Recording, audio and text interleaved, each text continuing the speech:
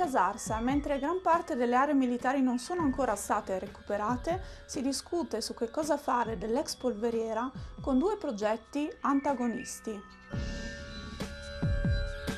La polveriera è stata costruita qui a cavallo del Novecento, chiaramente per fini militari, è stata utilizzata fino agli anni Ottanta, di conseguenza ha servito tutte le forze armate che sono passate per Casarsa.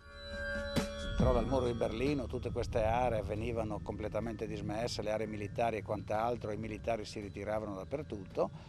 Abbiamo pensato di utilizzare questa cosa, di chiedere di utilizzarla a beni comunali. È stato un iter complesso e laborioso e alla fine del secolo scorso è stata data al comune.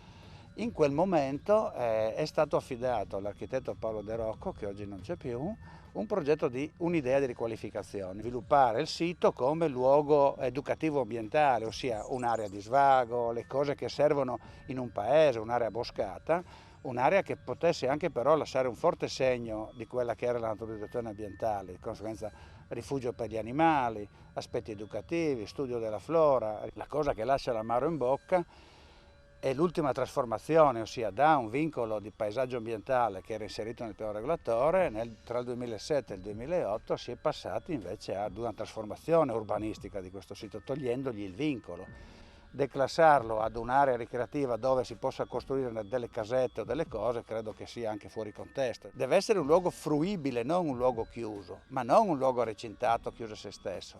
Io mi auguro che si possa ritornare a mettergli un vincolo ambientale, che ci siano queste cose anche con degli indirizzi specifici, si trovi in una forte collaborazione tra i volontari che hanno fatto del lavoro di pulizia e altri volontari che portano altre esperienze e altri patrimoni, insomma, arricchendo quel lavoro fatto.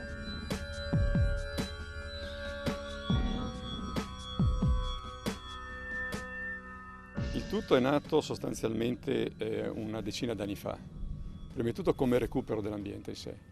Dopodiché, una volta fatto un intervento assieme alla protezione civile locale, la cosa è rimasta allo stato di abbandono, diciamo. Successivamente c'è stata una proposta nell'ambito interno nostro di costituire una squadra cinofila. È nata immediatamente la ricerca di un'area e la più adeguata è questa.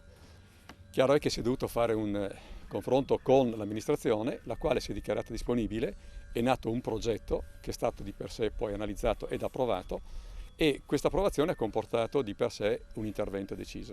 Un intervento che praticamente è partito 4 anni fa esattamente, con una bonifica sostanziale di un'area impossibile ad essere accessibile all'origine e ha previsto, diciamo così, 2 interventi mirati con una 60ina di persone una volta e un'80ina la seconda volta.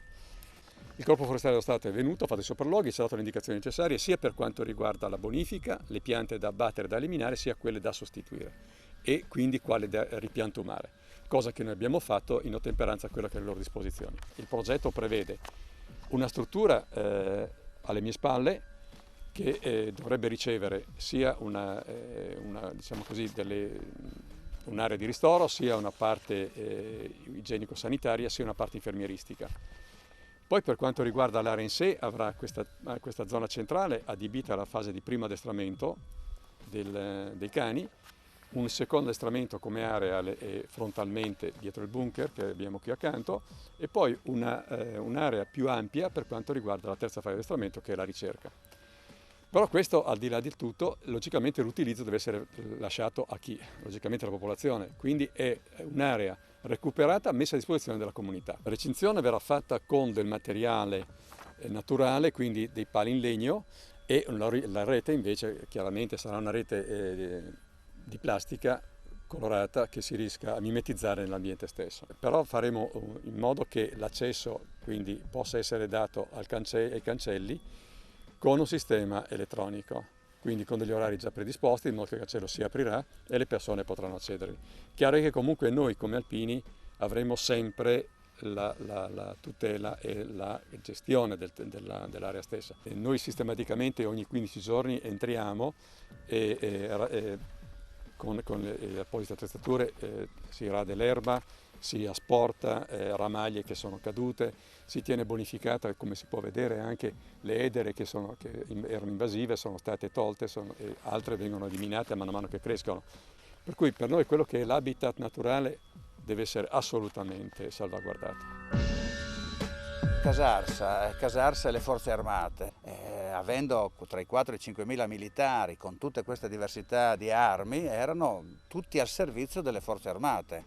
Oggi noi cosa abbiamo? La guerra fredda cosa ci ha lasciato? Ci ha lasciato che una parte di questo patrimonio è diventato patrimonio dell'Ater e una parte è ancora un bene demaniale, completamente abbandonato, completamente vuoto. Ci sono intere palazzine completamente vuote e questo è sicuramente una cosa che non va bene, insomma, perché il demanio dello Stato, in particolare il demanio militare, che ha questa responsabilità, deve anche saper fare delle scelte, perché altrimenti in centro alla città ci sono dei condomini dove ormai sono non sottoutilizzati, sono quasi inutilizzati, con decine e decine di appartamenti.